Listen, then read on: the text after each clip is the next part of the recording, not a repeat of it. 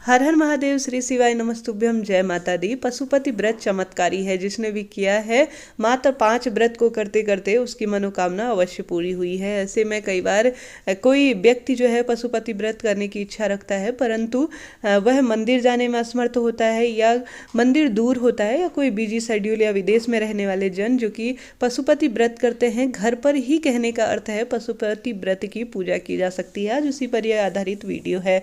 सबसे पहले इस बात का जवाब हमारे पूजनीय पंडित प्रदीप मिश्रा जी ने, जब रुद्राक्ष महोत्सव चल रहा था, या मुझे ऐसे ध्यान है जब मैं कथा का श्रवण कर रही थी, या हरिद्वार महोत्सव के दौरान उन्होंने इस बात का जवाब दिया था। जब एक विदेशी पत्र उनके पास आया था, तब उसमें लिखा था कि हमारे आसपास शिव मंदिर नहीं है, तो हम क्या घर पर शिव पूजा कर सकते हैं।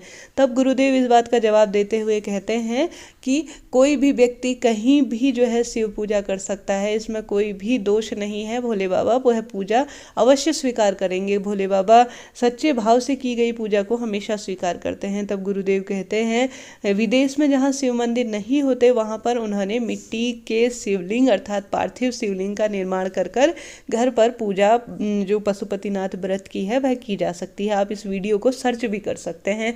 ऐसे में विधि वही रहेगी, आपको चाहे तो आटे के या जो है मिट्टी के शिवलिंग बना सकते हैं, या घर पर ही आपके शिवलिंग स्थापित हो तो उसकी आप जो है विधि विधान से पूजा कर सकते हैं। सबसे पहले स्वच्छ हो जाइए, पूर्ण रूप से लाल या सफ़ेद रंग के वस्त्रों का चुनाव कर लीजिए। उसके बाद जो आपसे सामग्री बन पड़ती है, आंख, धतूरा, पंचामृत इत्यादि जो भोले बाबा की पूजा में प्रयुक्त होती है, उस चीज़ को जो है एक जगह पर जहाँ पर आपका मंदिर है या ईशान कोण में उत्तर पूर्व की ओर मुख करके आप सभी को बैठ जाना होगा और भगवान भोलेनाथ की इस विधि विधान से पूजा कर लेनी होगी। उसके बाद पूरे दिन श्री शिवाय नमस्तुभ्यम का जाप कर लेना होगा। शाम के समय पर इसमें कुछ खास विधि जाती है, जिसमें 3 हिस्से किए जाते हैं किसी मीठे भोजन इत्यादि के, जो कि 2 हिस्से भगवान शिव के मंदिर में रखना होता है। उसके स्थान पर आप अपने घर के मंदिर में जहाँ पर आपने शिवलिंग को स्थापित किया है, वहाँ पर 2 भाग जो है निकाल कर आप रख लीजिए। एक भाग जो है आप जब भोजन ग्रहण करेंगे तब जो है उसे भोजन के रूप में स्वीकार कर लीजिए। इसके साथ ही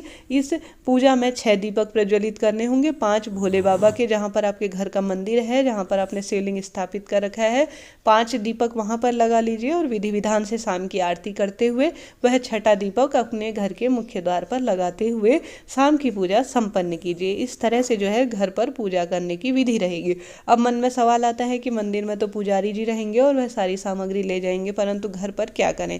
जब आप व्रत खोलेंगे, आपके यहाँ भी रिवाज होगा थोड़ा सा भोजन जो है एक समय के खाने का, जिसे सीधा कहा जाता है, कहीं पर दान के रूप में उसे निकाला जाता है। अलग अलग भोजनाओं में अलग अलग इसे कहा जाता है। ऐसे में जब वह भोजन की सामग्री आप अलग निकालेंगे अपने व्रत का पारण करते हुए, तब जो है उसमें से खाने योग्य जो सामग्री होगी जो आपने पूजा की है, वह उसी के साथ आप भोले बाबा के जो पुजारी होंगे या आपके घर पर पुरोहित आते होंगे उन्हें, या भोले बाबा के मंदिर में कोई जिन्हें आप अपने जो दान स्वरूप वह चीज़ें देंगे, उसमें से ही फल फ्रूट इत्यादि रख दीजिए, और जो सामग्री अन्य होगी वह भू विसर्जन कर दीजिए या जल विसर्जन कर दीजिए। ध्यान रखिएगा पैरों के नीचे ना आए।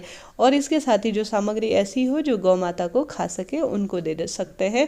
दीपक इत्यादि जो है वही प्रक्रिया रहेगी। इस तरह से जो है, और आपने मिट्टी के शिवलिंग इत्यादि बना रखे हैं तो उन्हें भू विसर्जन कर दीजिए या जल विसर्जन कर दीजिए। इस तरह से जो है घर पर पशुपति व्रत करने की विधि रहेगी। भोले बाबा सच्चे भाव से हर एक परिस्थिति को समझते हैं कि मेरा भक्त किस परिस्थिति में रह रहा है। अंत में आप अपनी भूल चूक के लिए क्षमा प्रार्थी होते हुए पशुपतिनाथ की पूजा जो है घर पर इस विधि से संपन्न करवा सकते हैं।